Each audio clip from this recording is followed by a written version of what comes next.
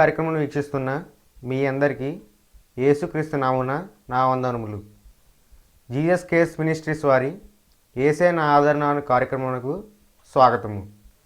ఇప్పుడు మా నాన్నగారు పాస్టర్ వై మోహన్ రావు గారు దైవ సందేశం అందించెదరు. ప్రభునందు దేవుని బిడ్డలారా, ఈ టీవీ కార్యక్రమమునకు ప్రతి వారము కూడా ఈ యొక్క కార్యక్రమం చూస్తున్నందుకు మీకు దేవుని తరఫున వందనాలు తెలియజేస్తూ ఉన్నాను. First I am very thankful to God given this great opportunity to share this word of God with you happily every week in Jesus name. ప్రతి వారము కూడా దేవుని యొక్క వాక్యాన్ని మీతో పంచుకోవటం నెలకొలు దేవుడు నాకు ఇచ్చినటువంటి ఈ తరుణాన్ని బట్టి దేవునికి ముందుగా కృతజ్ఞతాస్తుతులు తెలియజేస్తూ ఉన్నాను. దేవుని యొక్క వాక్యాన్ని ఎవరైతే మనస్ఫూర్తిగా అంగీకరిస్తారో వారి యొక్క కుటుంబాల్లో శాంతి సమాధానముతోటి నిండు దేవుని యొక్క తలాంతులు వారి మీద కుమ్మరింపబడుతూ ఉంటాయి. ఎందుకంటే ఎల్లప్పుడూ కూడా దేవుని యొక్క వాక్యాన్ని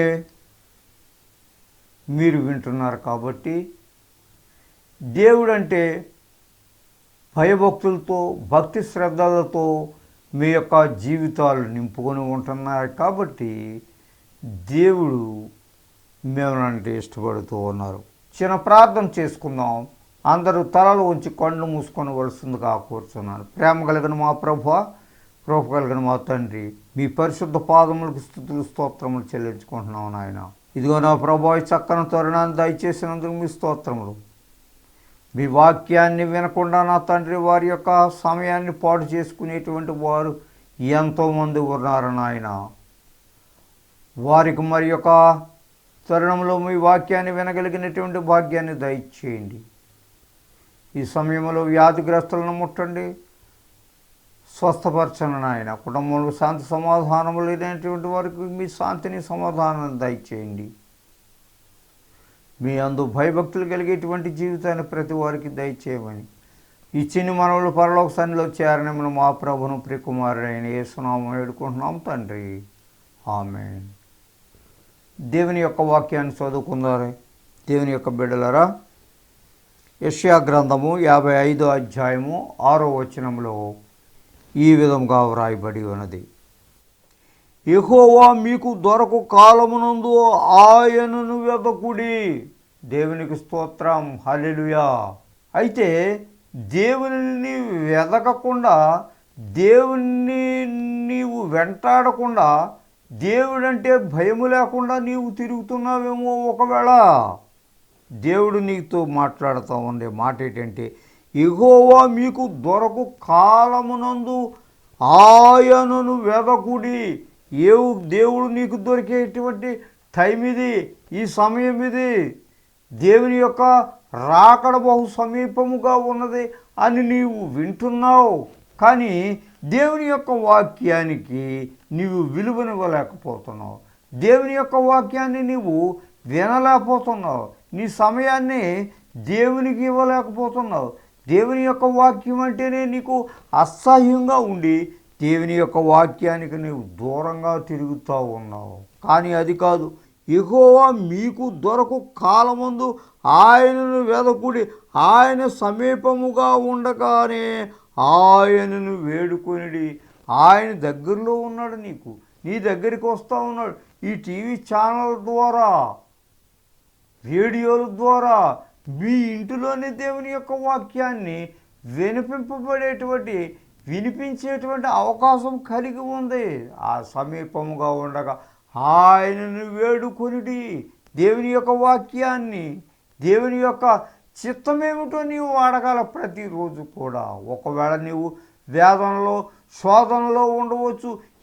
ఎంతో కాలంగా దేవుని యొక్క వాక్యాన్ని నేను వింటున్నాను, ఏంటి నాకు ఈ రకమైనటువంటి పనిష్మెంట్ అనేటువంటి నిరుత్సాహం కలిగిన నీవు జీవిస్తూ ఉన్నావేమో. కానీ నీ యొక్క పనిష్మెంట్ ఆ రకముగానే ఉండదు.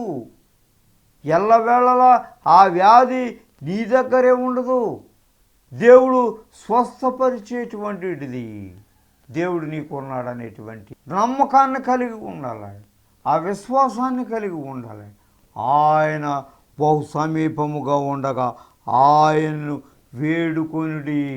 ఆయన్ని నమ్ముకోవడం ద్వారా నీకు అన్నీ కూడా మేళ్ళే జరుగుతాయి తప్ప దేవుని నమ్ముకుని చెడిపోయేటువంటి మనుషులు ఎవడో కూడా ఈ లోకంలో కనబడటం లేదు. భక్తిహీనులు తమ మార్గమును విడువవలెను అంటూ మరలా ఏం చెప్తున్నాడు? భక్తిహీనులు తమ మార్గములను విడువవలెను అంటే నీ యొక్క భక్తి ఏ రకంగా ఉండాలని అంటే దేవుడు నిన్ను క్షమించేటువంటి విధముగా, నీ పాపములను క్షమించేటువంటి విధముగా నీ యొక్క భక్తి ఆయనకు కనపడాలి. అంటే ఏదో నామకహాగాని నువ్వు మాట్లాడటం కాదు, హృదయపూర్వకముగా హృదయాన్ని కుమ్మరించేటువంటి విధముగానే నీ యొక్క పాపములన్నిటినీ కూడా ఆయన యొక్క సన్నిధిలో ఒప్పుకోమని దేవుడు చెప్తా ఉన్నాడు. మీ దేవుడని యెహోవా కరుణా వాత్సల్యము గలవాడు, శాంతమూర్తిగా అత్యంత కృపగలవాడునయుండి తాను చేయ ఉద్దేశించిన కీడును చేయక పశ్చాత్తాపడును గనుక మీ వస్త్రములను కాక మీ హృదయములను చింపుకొని ఆయన తట్టు తిరుగుడి. మీ హృదయములను చింపుకొని ఆయన తట్టు తిరుగుడి అంటే దాని అర్థం ఏంటంటే నీవు పెట్టేటువంటి మొర, నీవు పెట్టేటువంటి ఆ వేదనతో కూడినటువంటి ప్రార్థన, వేదనతో కూడేటువంటి మొర ఆయన సన్నిధికి చేరేలాగా ఉండాలి. మీ దేవుడని యెహోవా కరుణా వాత్సల్యము గలవాడును. ఆయన కరుణ సంపన్న కలిగినటువంటి దేవుడు, ప్రేమించేటువంటి దేవుడు, కృప చూపించేటువంటి దేవుడు. అటువంటి దేవుణ్ణి నీ విడిచిపెట్టి నువ్వు ఉండకూడదు. ఇక్కడ ఏం చెప్తా ఉన్నారు మనకు? ఆయన సమీపముగా ఉండగా ఆయనను వేడుకొనిడి. నీ దగ్గరలో ఉన్నప్పుడే, ఆ సమయం ఉన్నప్పుడే దేవుణ్ణి నీవు వెంటాడి వెతుకు, దేవుణ్ణి సంపాదించుకో. అలా సంపాదించుకోవడం ద్వారా నీకు అనేక రకాలైనటువంటి మేళ్లతోటి నింపుతాడు. దేవుడిచ్చేటువంటి ఆ రక్షణ భాగ్యాన్ని నీవు స్వీకరించాలని దేవుని యొక్క ఆశ. దుష్టులు తమ తలంపులను మానవులను నువ్వెంతసేపు కూడా దుష్ట తలంపులతోటే ఉంటున్నావు. ఎంతసేపు కూడా ఇతరుల మీద బురద చల్లాలనేటువంటి ఆ యొక్క ఉద్దేశంతోటే ఉంటున్నావు. ఎందుకనంటే ఇతరులు మంచిగా ఉండటం నీకు ఏమాత్రము కూడా ఇష్టము లేదు. కాబట్టి ఆ చెడ్డవాడినే నీవు జత చేసుకోవాలని చూస్తున్నావు. నీతోటి ఎవరు కూడా స్నేహించరు. స్నేహానికి కూడా ఒక హద్దు ఉన్నదే. మంచివాడి దగ్గరే స్నేహం చేస్తాడు, చెడ్డవాడి దగ్గరే స్నేహం చేస్తాడు. కాబట్టి నీవు చెడ్డవారినే ప్రేమిస్తున్నావే తప్ప మంచివారి అంటే నీకు చాలా అసహ్యం కలుగుతుంది. ఎందుకంటే నీవు దుష్టులు. అందుకని దేవుడు చెప్తున్నాడు, దుష్టులు తమ తలంపులను విడువవలను, మానవలను. నీ యొక్క దుష్ట తలంపుల నుంచి ఎంతసేపు, ఎన్ని సంవత్సరాలు నీ బ్రతుకంతా కూడా ఆ దుష్టులతో స్నేహం కలిగి ఉన్నావు. నీవు దుష్ట తలంపులతోటే ఉన్నావు. రాజకీయంగానే బ్రతుకుతూ ఉన్నావు. నీవు దేవుని సన్నిధిలో రాజకీయం ఆడుతున్నావు. నీవెంత గొప్పవాడువో చూసుకో. కాబట్టి ఆ దుష్ట తలంపులు మారినటువంటి వాడే దేవుని యొక్క సన్నిధిలో రాజకీయం మాట్లాడటానికి, రాజకీయంగా ప్రవర్తించటానికి ఇష్టపడడు. కాబట్టి దుష్టుడు తమ తలంపులను మానవులను వారు యెహోవా వైపు తిరిగిన ఎడల ఆయన వారి యందు జాలిపడును. కాబట్టి నీ యందు కనికరం చూపించటం లేదు దేవుడు అని అంటే నీ యొక్క దుష్ట తలంపులు ఎప్పుడు కూడా నిన్ను వెంటాడుతూనే ఉన్నాయి. నీ యొక్క హేయమైన క్రియలు నిన్ను వెంటాడుతూనే ఉన్నాయి. నీవు మానలేకపోతున్నావు. దుష్టుడు నిన్ను విడిచిపెట్టడం వాడికి ఇష్టం లేదు. ఎందుకనంటే నువ్వు దేవుడంటే అయిష్టంగా ఉన్నావు. కాబట్టి దేవుడి యొక్క క్రియలను నువ్వు ధ్యానించటం లేదు. కాబట్టి నువ్వు దేవునికి దూరంగా పారిపోతున్నావు. కాబట్టి వారి యందు జాలిపడును. వారు మన దేవుని వైపు తిరిగిన ఎడల ఆయన బహుగా క్షమించును. కాబట్టి నువ్వు దేవుని వైపు ఎప్పుడైతే తిరుగుతావో, నీ యొక్క దుష్ట తలంపులను ఎప్పుడైతే మానుకొని ఉంటావో, నీవేమంటున్నా ఇక్కడ, ఆయన వారి యందు బహుగా క్షమించును. క్షమించేటువంటి దేవుడు, కరుణ సంపన్న కలిగినటువంటి దేవుడు, ప్రేమ కలిగినటువంటి ప్రేమామయుడు. అటువంటి ప్రేమామయుడిని నీ విడిచిపెట్టి సాతానుడినే నీవు ఇష్టపడతా ఉన్నావు. సాతానుడినే ఇష్టపడుతున్నావు. కరుణ వాత్సల్యము గలవాడు నువ్వు, శాంతమూర్తిగా అత్యంత కృపగలవాడయ్యుండి నీ ఎడల అత్యంత కృప చూపించేటువంటి దేవుడు. అందుకని నీవెంత దుష్టులు అయినప్పటికీ కూడా ఆయన నీ యందు జాలి కలిగినటువంటి మనసు ఉంది కాబట్టి నీవు ఈ రకంగా ఆరోగ్యకరమైనటువంటి జీవితాన్ని జీవిస్తూ ఉన్నావు, ఆరోగ్యకరంగా ఉన్నావు. ఆయన ఇచ్చేటువంటి ఆరోగ్యంతో నువ్వు బ్రతుకుతూ ఉన్నావు. కాబట్టి దేవుడు నాకేం చేశాడని మళ్ళీ దేవుని మీద నీవు నిందలేస్తూ ఉన్నావు. కాబట్టి నీవు చాలా దుష్టుడు, భయంకరమైనటువంటి మనస్తత్వం కలిగినటువంటి దానివి, భయంకరమైనటువంటి మనస్తత్వం కలిగినటువంటి వాడవు నీవు. ఎందుకయ్యానంటే దుష్టుడు తమ తలంపులను మానవలను, నీ యొక్క మాటలను మానవలను. దుష్టకరమైనటువంటి తలంపులు మానాలి, రాజకీయపరమైనటువంటి తలంపులను మానివేయాలి, కుట్రగలిగినటువంటి పనులను నీవు చేస్తూ ఉన్నావు. కానీ అలా చేయవద్దు. అలా కుట్రగలిగినటువంటి పనులు నువ్వు చేసావని అనుకో, నీ జీవితాంతము కూడా ఆ కుట్రతోటే, ఆ కుళ్ళుతోటే నువ్వు జీవిస్తూ ఉంటావు తప్ప నీ జీవితం ఎప్పుడూ కూడా వృద్ధిలోకి రాదు అని తెలుసుకోవాలి. ప్రభునందు ప్రియులారా, దేవుని మాట్లాడుతూ ఉన్నాడు. కాబట్టి నీ యొక్క దుష్ట తలంపులను మానివేసుకోవాలి. వారు యెహోవా వైపు తిరిగిన ఎడల వారి యందు జాలిపడును. నువ్వు దేవుని వైపు తిరిగితే, నువ్వు దుష్ట తలంపులు మానేసి దేవుడే నాకు గొప్ప దేవుడై ఉన్నాడు, యేసుక్రీస్తు వారిని నేను నమ్ముకోవాలి, ఆయన నా కొరకు మరణించారు అనేటువంటి సత్యాన్ని నువ్వు ఎప్పుడైతే గుర్తెరిగి జీవించావో నీ యందు జాలి కలిగినటువంటి మనసు, వారు యెహోవా వైపు తిరిగిన ఎడల ఆయన వారి యందు జాలిపడును. నీవు దేవుని వైపు తిరిగితేనే ఆయనకు సంతోషము, నీవు దేవుని వైపు తిరిగితేనే ఆయనకు మహా ఆనందము, మహా జాలి కలిగినటువంటి దేవుడు. నీ యొక్క బాధల నుంచి ఆయన విముక్తి చేయగలిగినటువంటి దేవుడు.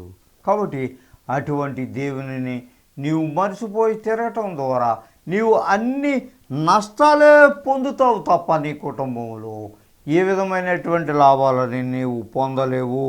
కాబట్టి శాంతమూర్తిగా అత్యంత కృపగలవాడై ఉండి తాను చేయనుద్దేశించిన కీడు చేయక. కాబట్టి నీ ఎడల శాంతమూర్తి కలిగి ఉన్నాడు, ప్రేమమయుడై ఉన్నాడు. అటువంటి ప్రేమమయుడిని, అటువంటి శాంతమూర్తిని నువ్వు పోగొట్టుకుని నీవేమి చేయలేవు.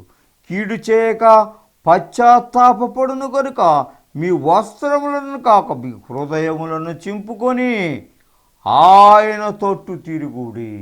ఆయన వైపు తిరగాలని చెప్తా ఉన్నాడు దేవుడు. కాబట్టి ఆయన నమ్ముకోమని చెప్తా ఉన్నాడు. ఆయన రక్షించేటువంటి దేవుడు. అటువంటి రక్షకుడిని నీవు పాడు చేసుకోవద్దు. అటువంటి రక్షకుడిని నీవు స్వీకరించు. హృదయపూర్వకముగా అంగీకరించటం ద్వారా నీకెంతో మేలు, ఎంతో మేలు. కీర్తన గ్రంథము 34వ అధ్యాయము 18వ వచనములో ఈ విధముగా మనతో మాట్లాడుతున్నారు. The book of Psalms chapter 34 verse 18.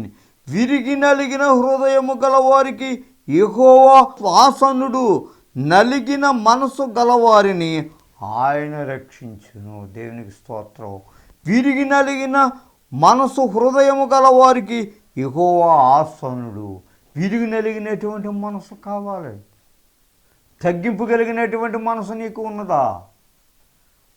మంచి మనసు నీ దగ్గర ఏమైనా ఉందా? దేవుని గురించి తెలుసుకోవాలనేటువంటి జ్ఞానం నీకేమైనా ఉన్నదా? విరిగి నలిగినటువంటి మనస్సు అంటే నీవు అనేక రకాలైనటువంటి బాధలలో ఉన్నప్పుడే దేవుడు నీ చెంత చేరుతూ ఉంటాడు. నిన్ను పరీక్షిస్తున్నాడు ఆ బాధల ద్వారా. నీ యొక్క విశ్వాసం ఎంతవరకు ఉన్నదా అని దేవుడు నిన్ను పరీక్షిస్తూ ఉన్నాడు. ఆ బాధల ద్వారా కాబట్టి ఇది నాకెందుకు వచ్చిన బాధలని నీవు అనుకుంటున్నావు తప్ప దాని ద్వారా నీకు అనేక రకాలైనటువంటి మేలు ఎదరెదర నువ్వు పొందుతావని తెలుసుకోవలసినటువంటి అవసరత నీకున్నది. విరిగి నలిగిన హృదయము గలవారి యెహోవాసనుడు, నలిగిన మనసు గలవారిని ఆయన రక్షించును. ఆయన రక్షించేటువంటి దేవుడు, ఆయన రక్షిస్తాడు. నువ్వు ఎంతసేపు నీ బాధ నీ వెంటే ఉండదు, అది మటుమాయమైపోతుంది. కాబట్టి దేవుని యొక్క మాటలు వినాలని దేవుడు నీ నుండి కోరుకుంటూ ఉన్నాడు. ఇప్పుడైనా మీరు ఉపవాసం ఉండి కన్నీరు విడుచుచు దుఃఖించుచు మనస్పూర్వకముగా తిరిగి నా యొద్దకు రండి. ఇదే యెహోవా వాక్కు. దేవుని దగ్గరికి రమ్మని కోరుకుంటున్నాడు. ఇప్పుడైనా మీరు ఉపవాసం ఉండి అంటే నీ యొక్క వేదనంతటిని కూడా దేవుని సన్నిధిలో కుమ్మరించుకోమంటున్నారు. దేవునికి ప్రార్థన చేయమంటున్నారు. ఉపవాసంతో ప్రార్థన చేయమంటున్నారు. విరిగి నలిగినటువంటి మనసుతోటి ఉండమని చెప్పేసి దేవుడు నీకు అనేక రకాలైనటువంటి ఆప్షన్స్ ఇస్తున్నారు నీకు. కాబట్టి ఈ ఆప్షన్స్ అన్నిటిలో కూడా నీవు ఎంచుకొని నీకు ఏది కావాలో దాని ప్రకారముగా జీవించమని దేవునికి చెప్తా. దేవుడు నీతో మాట్లాడుతూ ఉంటుంటే నీవేం చేస్తున్నాడు? దేవుని యొక్క స్వరాన్ని విని కూడా నీవు దేవునికి దూరంగా పారిపోతున్నావు. అది నీలో ఉండేటువంటి ఆ విచారకరమైనటువంటి సంగతి. కాబట్టి దేవుని దగ్గరకు రండి, అప్పుడు సాతానుడు మీ యొద్ద నుండి పారిపోవు. దేవుని దగ్గరకు రాలేకుండా చేస్తున్నాడేమో సాతానుడు. కాబట్టి దేవుని యొద్దకు రండి.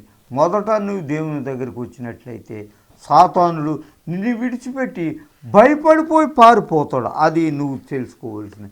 ఎలా భయపడిపోయి ఉపవాసముని నువ్వు ప్రార్థన చేసినట్లయితే, నువ్వు దేవుని సన్నిధిలో మొరకెట్టినట్లయితే సాతానుడు దూరంగా పారిపోతావు. మటుమాయమైపోతాయి అవన్నీ సమస్యలన్నీ కూడా, సాతాను శోధనలన్నీ కూడా దూరంగా నీ నుంచి పారిపోతాయి. కాబట్టి నీ యొక్క ప్రార్థన నిలకడగా ఉండాలని దేవుడు కోరుకుంటూ ఉన్నాడు. కాబట్టి మనపూర్వకముగా తిరిగి నా యొద్దకు రండి. హృదయపూర్వకముగా ఏదో ప్రజలు ప్రక్కవారు ఏదో అనుకుంటారని నువ్వు దేవుని దగ్గరికి రావటం కాదు. హృదయపూర్వకముగా మీ హృదయములను చింపుకొని ఆయన తట్టు తిరుగుడని దేవుని యొక్క వాక్యం మనకు సెలవిస్తుంది. ఇదే యెహోవా వాక్కు. మీ దేవుడైన యెహోవా కరుణా వాత్సల్యము గలవాడు.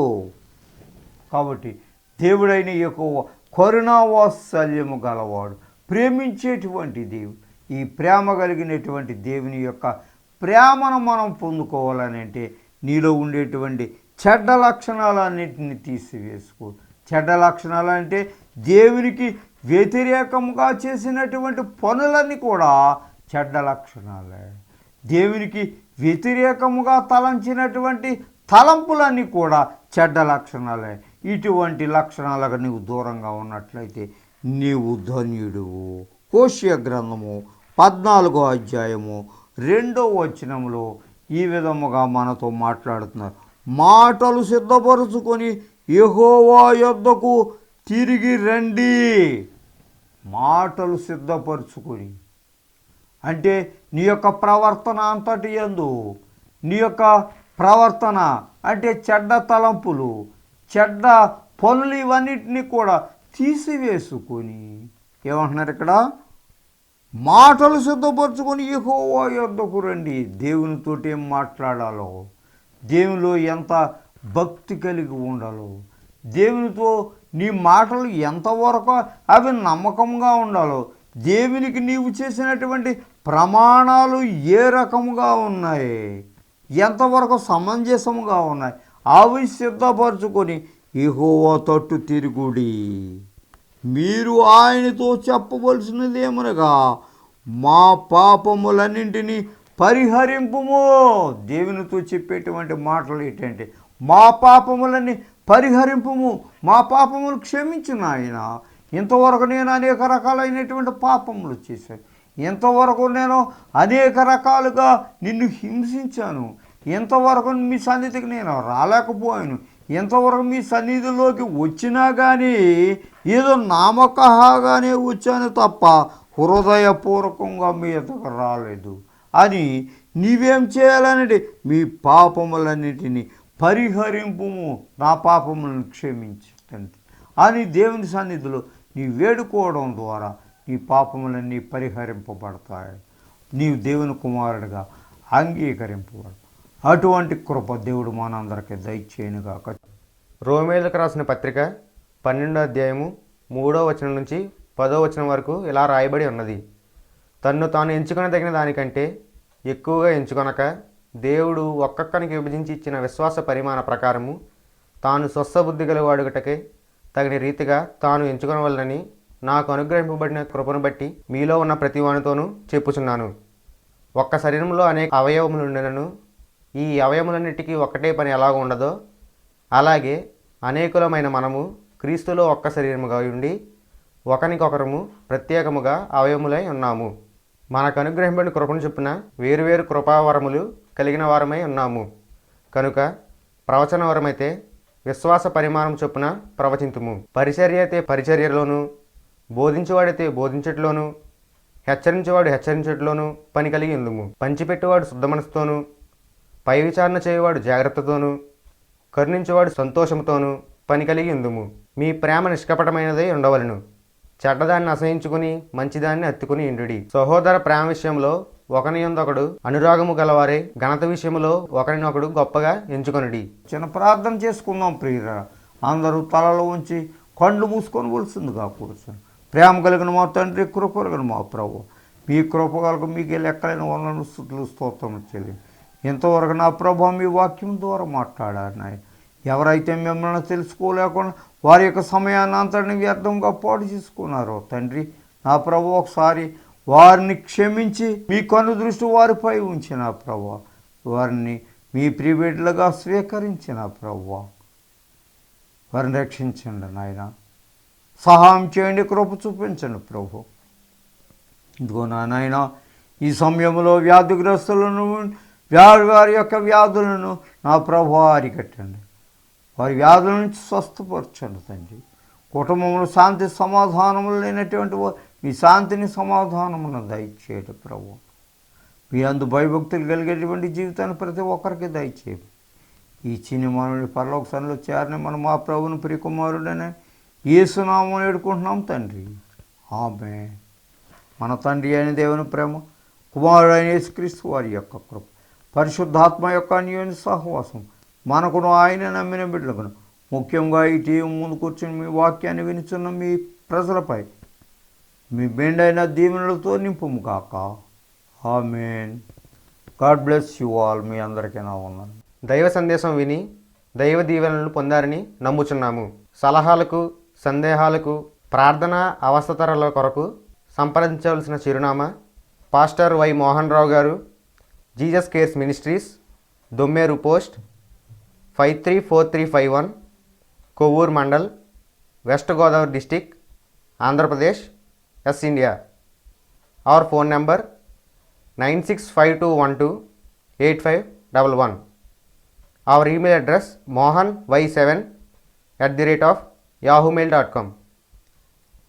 మా చిరునామా pastor why Mohan Rao garu, Jesus Cares Ministries, Dommeru post 534351, Kovvur మండలము, పశ్చిమ గోదావరి జిల్లా, ఆంధ్రప్రదేశ్, ఎస్ ఇండియా.